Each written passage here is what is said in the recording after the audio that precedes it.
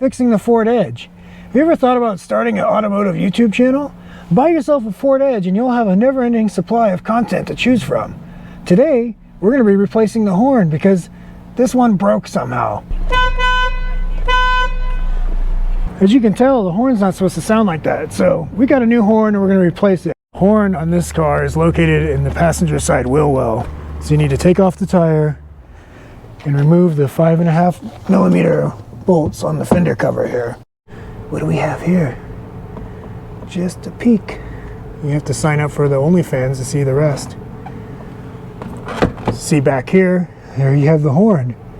So cool, isn't it? There's a bolt on the back side right here. It's an 8mm. I figured that all out by myself. I guess I could have put the bolt on the other side if they were fucking assholes at Ford.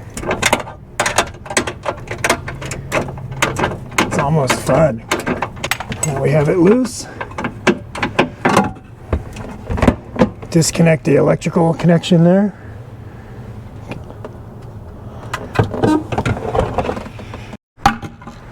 Time to replace it with the new horn. Want to plug in this electrical connector first.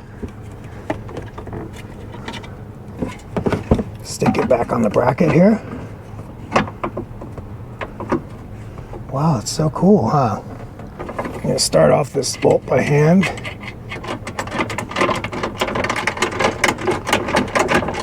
Back in. Time to replace these 4 bolts. Do you need me to show you everything, or can you figure out how to rebolt them on? I mean, we only took them off a minute ago. Do you have no memory whatsoever, or what? Look, leave them off. I don't care what you do. We have to put the tire back on, or you could just drop it without the tire. Suit yourself. I don't care. Maybe I need to watch a video on how to put the tire back on first.